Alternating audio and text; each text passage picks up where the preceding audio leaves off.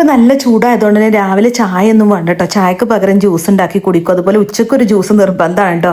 പിന്നെ വൈകിട്ടും തന്നെ ചായക്ക് പകരം ഞാൻ ജ്യൂസാണ് ഉണ്ടാക്കി കുടിക്കുക. അപ്പം ഞാൻ ജ്യൂസ് ഉണ്ടാക്കാൻ വേണ്ടിയിട്ട് അഗാരോ ഗാലക്സി പോർട്ടബിൾ ബ്ലെൻഡറാണ് കേട്ടോ യൂസ് ചെയ്യുന്നത്. ഫ്രൂട്ട്സ് ഉണ്ടല്ലോ ചെറുതായി കട്ട് ചെയ്തിട്ട് വേണം അതിലേക്ക് ഇട്ട് കൊടുക്കാൻ. അതുപോലെ തന്നെ ജാറിന്റെ 3/4 ഭാഗം മാത്രമാണ് കേട്ടോ ഇൻഗ്രീഡിയൻസ് ഇടാൻ പറ്റുള്ളൂ. പിന്നെ ഇത് ജ്യൂസർ അല്ല കേട്ടോ, ബ്ലെൻഡറാണ്. അതുകൊണ്ട് പാലോ വെള്ളമോ ചേർത്താൽ മാത്രമേ ബ്ലെൻഡ് ആവുള്ളൂ. ഇത് 1 ബട്ടൺ ഓപ്പറേഷൻ ബ്ലെൻഡർ ആണ് കേട്ടോ. അത് ഓൺ ആക്കാൻ വേണ്ടിയിട്ട് ഓൺ ബട്ടൺ 2 സെക്കൻഡ് ഒന്ന് അമർത്തിയാൽ മതി. ഉച്ചക്ക് കുക്കുംബർ വിത്ത് ഹണി ജ്യൂസ് ആണ് കേട്ടോ ഉണ്ടാക്കുന്നത്. പിന്നെ നല്ല ഗുഡ് റിസൾട്ടിനായിട്ടുണ്ടല്ലോ ബ്ലെൻഡർ 45 ഡിഗ്രി ചെരിക്കണം. ഇടയ്ക്കൊക്കെ ഒന്ന് ഷെയ്ക്ക് ചെയ്ത് കൊടുക്കുകയും വേണം. 45 സെക്കൻഡിൽ ഇത് ഓട്ടോമാറ്റിക്കലി ഷട്ട് ഓഫ് ആവും. അതിന് മുമ്പ് സ്റ്റോപ്പ് ചെയ്യണമെങ്കിൽ ജസ്റ്റ് ഒന്ന് പ്രസ് ചെയ്താൽ മതി.